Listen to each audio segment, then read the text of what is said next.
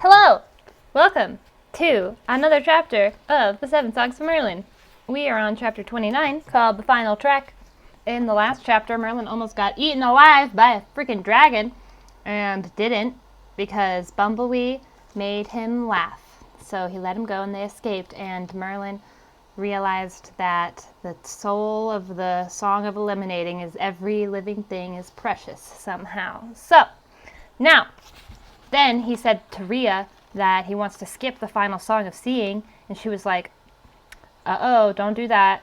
And he was like, I'm going to do that. And so now they're off to find the other world well. To save his mom. Okay, chapter 29, The Final Trek. Wordlessly, Rhea led us deeper into the wasteland of rubble.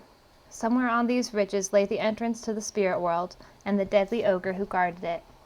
Yet if Balor indeed lived here, he lived without the company of anything that breathed or sprouted or moved. For where the dark hills had seemed devoid of life, except for the occasional withered tree, these hills seemed utterly hostile to life. The dragon's fiery blasts had not left a single tree, nor shrub, nor clump of moss anywhere. Only charcoal.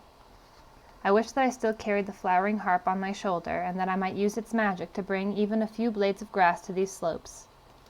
No landscape could have been more different from Rhea's home in the lush glades of Druma Wood, yet she moved with as much confidence and grace over the piles of scorched rocks as she would have moved through groves of scented ferns.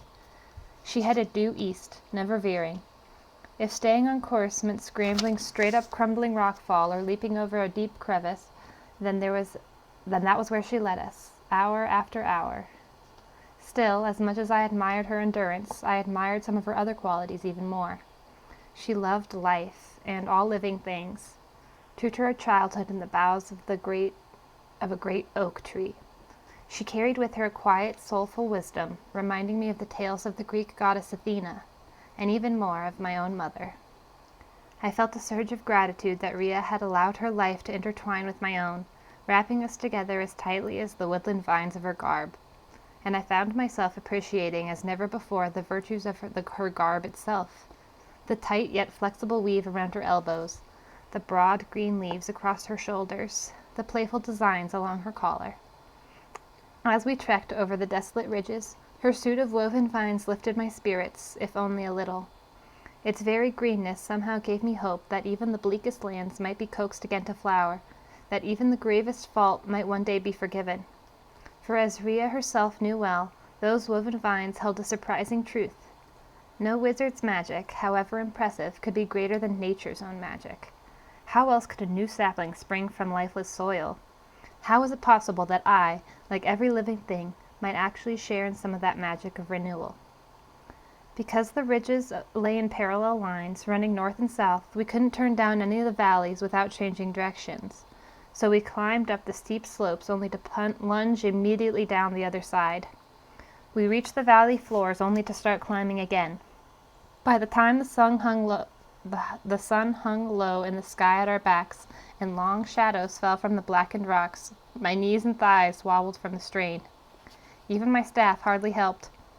It was clear from Bumblebee's constant stumbling, often on the hem of his own cloak, that he felt no sturdier. Still worse, we found not even a trickle of water.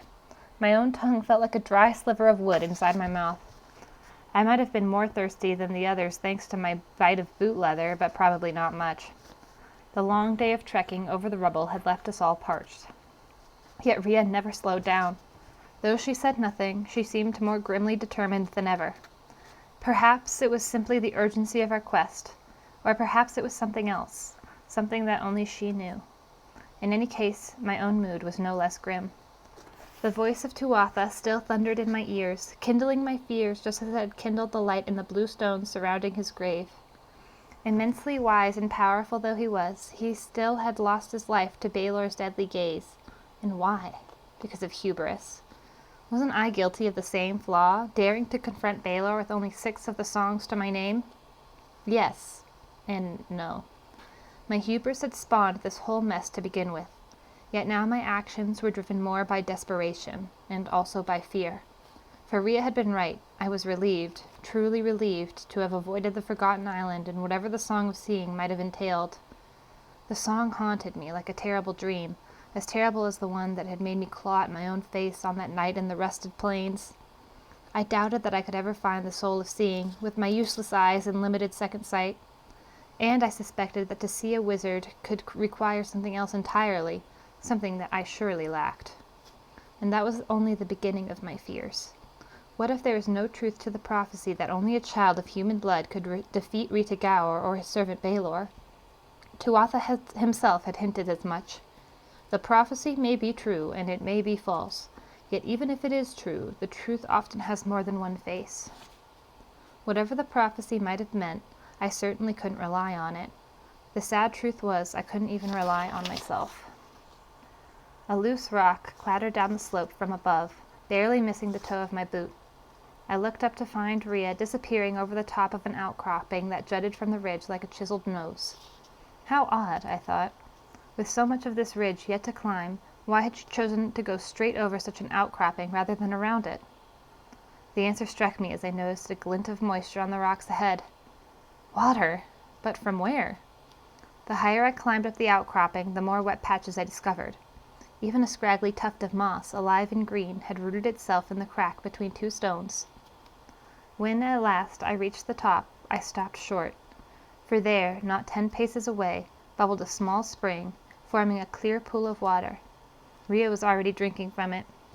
I ran to her side, plunging my whole face into the pool. With the first swallow, my tongue tingled ever so slightly. With the next, it sprang back to life, feeling the slap and sting of coolness. Like Rhea, I drank and drank, filling myself with liquid. Bumblebee, too, collapsed beside the spring, his slurps and gasps joining with our own. At last, I could hold no more. I turned to Rhea. She was sitting with her knees drawn close to her chest, watching the setting sun paint streaks of red and purple across the western sky. Water dripped from her hair onto her shoulders. I wiped the trickle from my chin and slid a little closer on the rocks. Rhea, are you thinking about Baelor? She nodded. I saw him in the Lake of the Face, I said.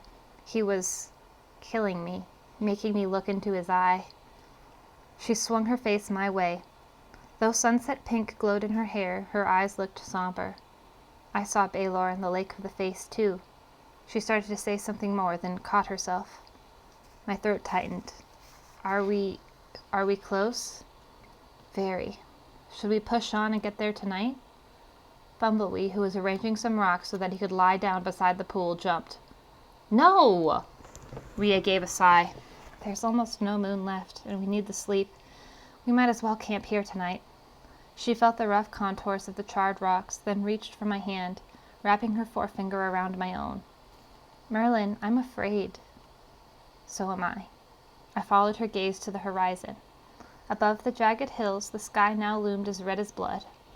When I was little, I said quietly, I sometimes felt so afraid that I couldn't sleep, and whenever that happened, my mother would always do the same thing to help me feel better. She would tell me a story. Rhea's finger squeezed mine tighter. Did she really? That's a wonderful idea, telling a story just to ease someone's fears. She sighed. Is that the sort of thing a mother does? Yes, I answered softly, at least a mother like her. Her head, streaked with red from the sunset, drooped lower. I wish that I had known my own mother, and that I had heard some of her stories I could remember right now. I'm sorry you didn't have that, Rhea. I tried to swallow, but couldn't. But there is one thing almost as good as hearing stories from your mother. Yes? Hearing stories from your friend.